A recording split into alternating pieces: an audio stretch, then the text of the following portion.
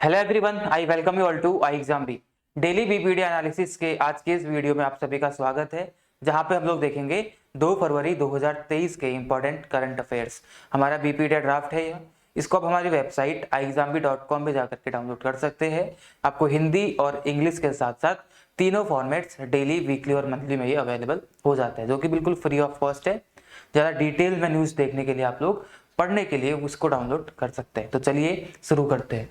जैसे कि आप सभी को पता है, हमारा कल यूनियन बजट पेश किया गया था और 31 जनवरी को इकोनॉमिक सर्वे पेश किया गया था। तो आपके एसएससी और डिफेंस या रेलवे एग्जाम्स में यहाँ से जितने क्वेश्चंस बन सकते हैं उनको हाईलाइट करते हुए, उन पॉइंट्स को हाईलाइट करते हुए मैंने 2 वीडियोस बनाए। एक आपका इकोनॉमिक सर्वे के लिए, आपको आई बटन पे इसका लिंक मिल जाएगा या फिर आप प्लेलिस्ट में जाकर के भी इसको देख सकते हैं। उसी के साथ साथ बजट जो कि कल रिलीज किया गया, इसके लिए भी मैंने वीडियो बना दिया है। तो ये दोनों आप जाकर के देख सकते हैं। आपके लिए बहुत यूनिक तरीके से और अच्छे तरीके से मैं यहाँ पे लेके आया हूँ इंपॉर्टेंट पॉइंट्स को। पूरा डॉक्यूमेंट पढ़ना आपके लिए पॉसिबल नहीं है, इसीलिए जो आपके एग्जाम के लिए इंपॉर्टेंट है उसको हम लोग यहाँ पे पढ़ लेंगे। और आपके हर एनालिसिस वीडियो के लास्ट में मैं क्या करता हूँ, 2 क्वेश्चंस को छोड़ के जाता हूँ जिसके आंसर्स आपको कमेंट सेक्शन में देने होते हैं। तो कल के वीडियो का जो पहला क्वेश्चन था, एक static question, where are the headquarters of KVIC Khadi village industries commission. तो इसके हेडक्वार्टर्स कहाँ पे है? केवीआईसी की स्थापना 1957 में हुई थी और इसके हेडक्वार्टर्स आपको मुंबई में देखने के लिए मिल जाते हैं। और इसके जो चेयरपर्सन है वो अभी कौन है? मनोज कुमार है।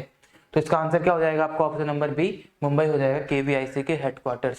जो अगला क्वेश्चन था, sir Garfield Sobers trophy has been awarded to dash under ICC awards 2022। ICC awards 2022 अभी हाल ही में अनाउंस किए गए थे। तो सर गैरफील्ड सोबर्स ट्रॉफी इनमें से किसको दी गई थी, ये आपको बताना है। तो आपके सामने एक लिस्ट आपको दिखाई दे रही होगी, वैसे मैं आपको पहले भी दिखा चुका हूँ और हमारे ड्राफ्ट में भी ये आपको मिल जाएगा, तो आप लोग वहां से भी इसको देख सकते हैं। तो आईसीसी अवार्ड्स में जो सर गैरफील्ड सोबर ट्रॉफी है, ये बाबर आजम जो कि पाकिस्तान के हैं, इनको दिया गया था। इसी के साथ साथ जो ओडीआई में जो player of the cricketer of the year होता है, इसका खिताब भी इसको दिया गया था, बाबर आजम को ही दिया गया था, ये पाकिस्तान के है।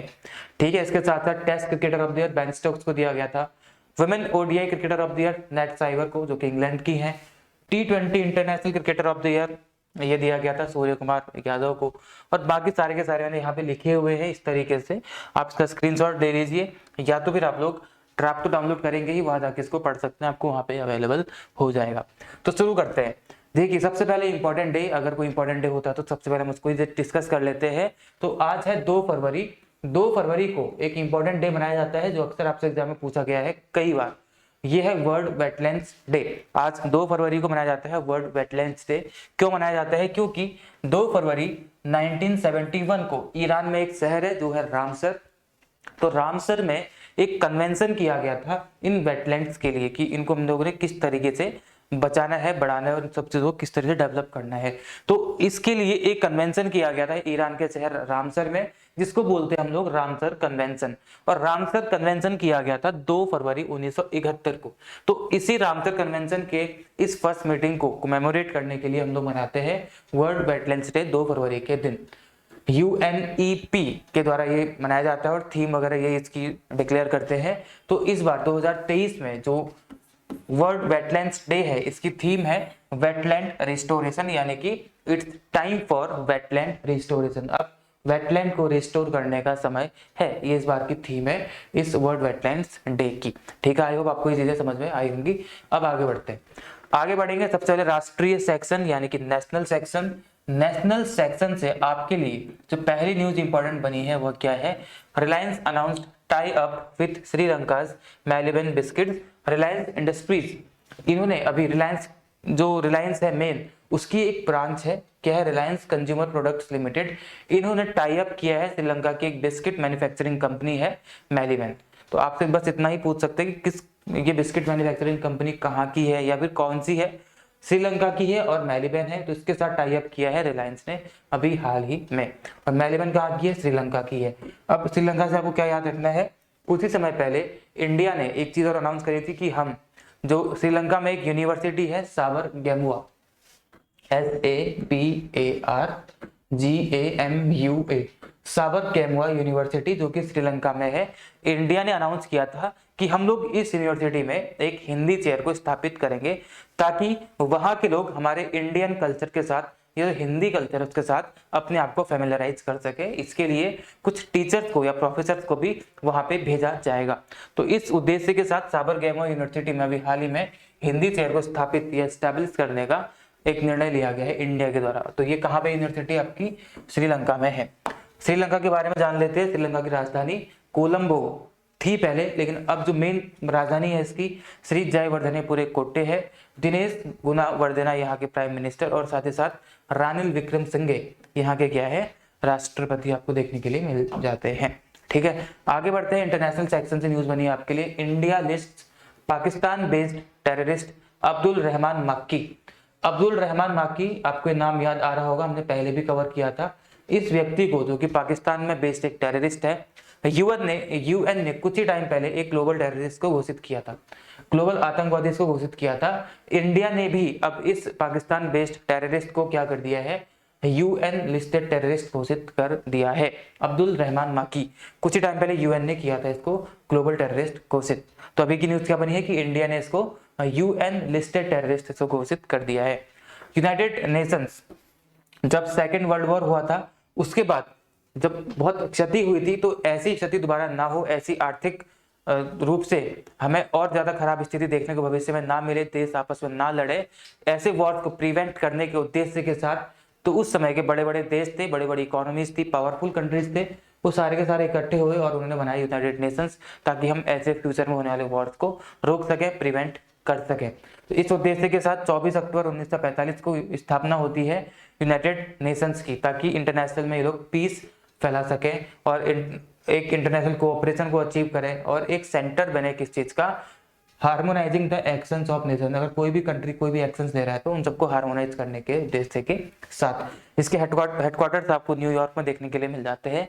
एंटोनियो गटरेस यहाँ के सेक्रेटरी जनरल यानी कि एसजी वर्तमान में है और काफी लंबे टाइम से यही है इसके। ठीक है, आगे बढ़ते हैं। आगे क्या इंपॉर्टेंट है, प्रेसिडेंट काइस सईद, जो ट्यूनीसियन प्रेसिडेंट है Kais Saied, extended state of emergency until December 2023। Question बन सकता है कि अभी हाल ही में किस कंट्री ने यह अनाउंस किया है कि दिसंबर 2023 तक अपने देश में लगी हुई स्टेट ऑफ इमरजेंसी को एक्सटेंड करेंगे। तो ट्यूनीसिया, ट्यूनीसिया की राजधानी ट्यूनिस है। ठीक है, ये वही देश है जहां से सबसे पहले क्या हुआ था, अरब क्रांति की शुरुआत हुई थी। अरब क्रांति की स्टार्टिंग कहां से हुई थी, ट्यूनीसिया से ही हुई थी। और यहाँ की जो प्राइम मिनिस्टर है इनका नाम है नजला बाउडेन, नजला बाउडेन रामधाने। ये इंपॉर्टेंट है क्योंकि अरब क्रांति की शुरुआत जिन देशों में हुई थी, जो कि स्टार्ट यहाँ से हुई थी, उन देशों में जब धीरे धीरे एक मतलब स्टेबल वो देश होने लगे, कुछ देश उनमें से स्टेबल होने लगे जिन्होंने अपने यहाँ पे डेमोक्रेसी को अपनाया था, तो उन देशों में सबसे पहली जो महिला प्रधानमंत्री बनी वो कौन बनी, नजला बाउडेन रामधाने बनी, जो कि ट्यूनीसिया की बनी। ठीक है, तो ट्यूनीसिया की राजधानी ट्यूनिस है, प्राइम मिनिस्टर यहाँ की नजला बाउडेन रामधाने, जो कि यहाँ की पहली महिला प्रधानमंत्री है, इसलिए इंपॉर्टेंट हो जाता है।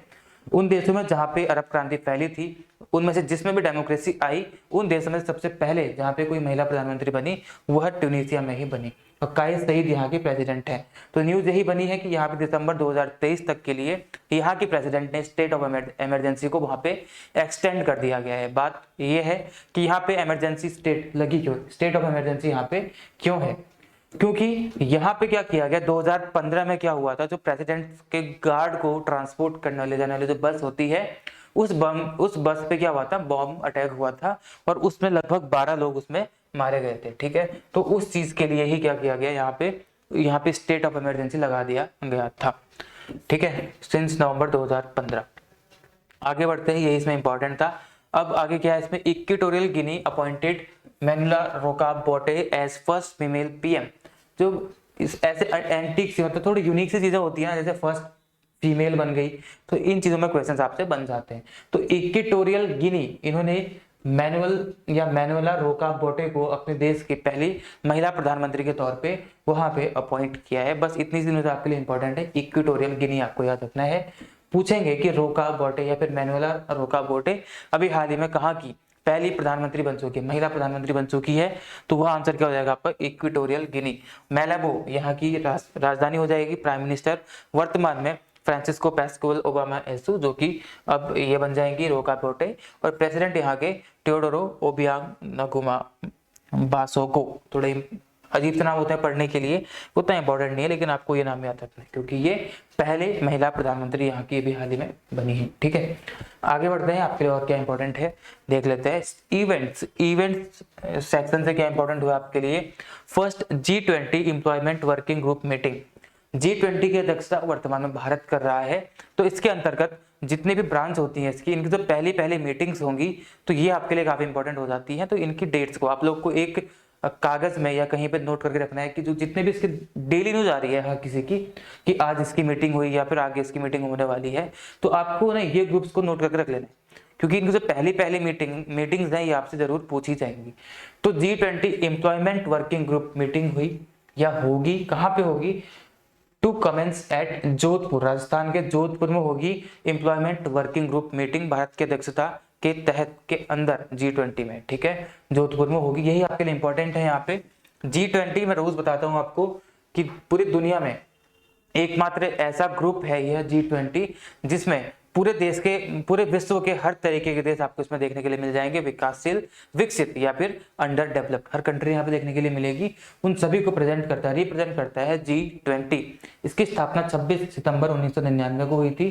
इसमें आपको टोटल 20 मेंबर देखने के लिए मिलते हैं। अब 20 मेंबर में 19 तो इसकी कंट्रीज है, 19 कंट्रीज हैं प्लस एक यूरोपियन यूनियन देखने के लिए यहाँ पे मिल जाता है G20। इसी के साथ साथ एक और मीटिंग की बात कर लेते हैं, G20 sustainable financial working group. इसकी भी मीटिंग कहाँ पे होगी, आसाम के गुवाहाटी में होगी, ऐसी बात यहाँ पे की जा रही है। तो ये भी आपको ऐसे याद रखना है कि आसाम के गुवाहाटी में G20 sustainable financial working group meeting होगी।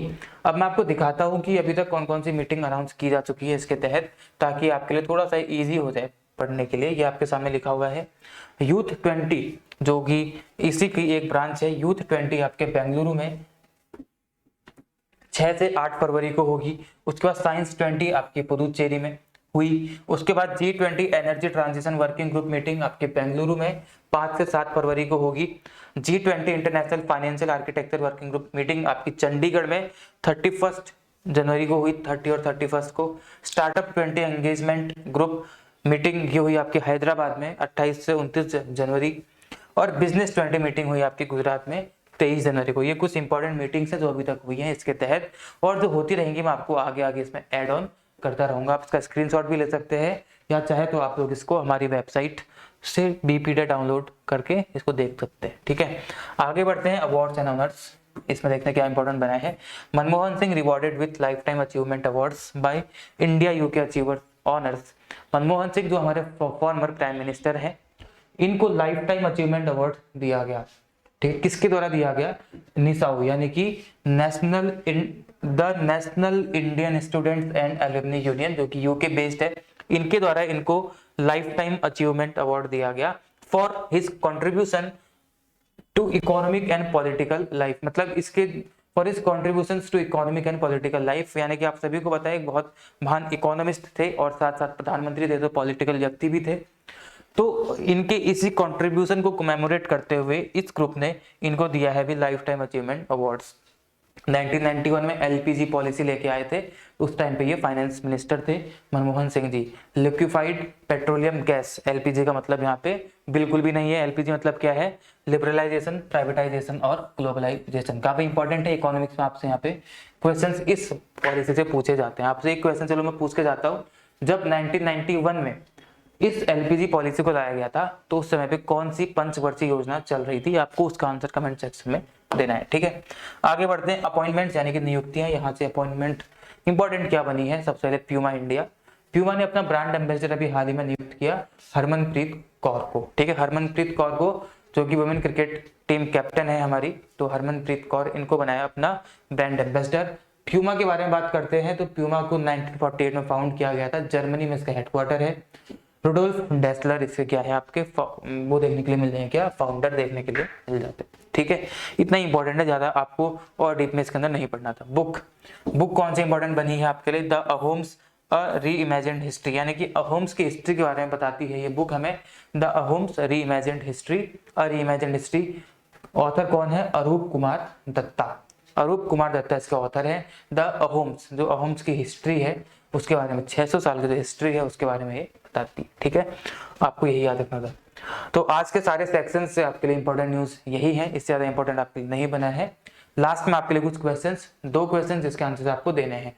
Which of the following has one the men's hockey world cup, जो कि उड़ीसा में अभी हाल ही में संपन्न हुआ, राउर के अलावा भुवनेश्वर में। आपको बताना है कि कौन सी कंट्री की टीम ने अभी हाल ही में मेंस हॉकी वर्ल्ड कप जीता। चलो साथ में आप यह भी बता देना कि किस दूसरी टीम को उन्होंने हराया, किस टीम को हरा करके जीता। दोनों इसी ऑप्शन में, दोनों कंट्रीज के नाम इन्हीं ऑप्शंस में है। ठीक है, आगे बढ़ते हैं। क्वेश्चन नंबर 2, जीवन रक्षा पदक awards were instituted in which year. जीवन रक्षा पदक अवार्ड्स अभी जो आरपीएफ है उसके 3 जवानों को दिए गए। आपको बताना है कि जीवन रक्षा पदक अवार्ड्स किस साल में इंस्टीट्यूट किए गए थे। ठीक है, तो ये चीजें आपको बतानी है दोनों के दोनों क्वेश्चंस को। अब आगे देखते हैं। आपके लिए इंपॉर्टेंट काम जो सबसे लास्ट में वो करना ही करना है, टेलीग्राम में जाना है आपको, वहां पे जाकर के सर्च बार में जाकर के आपको एसएससी भी टाइप करना है, SSC railways and defence exam preparations, इस चैनल को ज्वाइन कर लेना, ताकि जितनी भी इंपॉर्टेंट अपडेट्स आती हैं या फिर आपकी तैयारी के लिए जीएस, क्वांट, रीजनिंग, इंग्लिश, उसके लिए क्विजेस वहाँ पे मिलती हैं आपको।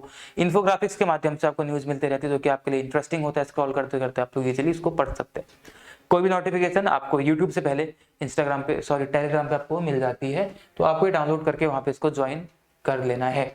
हमारे वाईटी चैनल जिस पर आप ये वीडियो देख रहे हैं इसको सब्सक्राइब कर लेंगे और बेल आइकन दबा लेंगे, ताकि आपसे कोई भी इंपॉर्टेंट कंटेंट कभी भी मिस ना हो पाए। इसके साथ साथ आप हमारी वेबसाइट exam.com पे जाएंगे। एसएससी की अगर आप लोग तैयारी कर रहे हैं तो एक बेहतरीन सा कोर्स आपके लिए वहाँ पे स्ट्रक्चर किया गया है। मिनिमल से प्राइस, नॉर्मल से आपको उस प्राइस में जाकर के वो खरीद लेना है, ताकि आप हमारे साथ अपनी तैयारी को एक कदम और आगे ले जाएं और अपने सपनों को पा सकें। ठीक है, तो यही सब कुछ था आज के वीडियो में आपके लिए हमारी तरफ से। इकोनॉमिक सर्वे और बजट के वीडियो को देखना मत भूलना, वहां से आपके एसएससी, रेलवे, डिफेंस एग्जाम में क्वेश्चंस जरूर आएंगे। तो फिर आप सभी को आपके आने वाले एग्जाम्स के लिए all the very best, be 50% faster. Thank you all.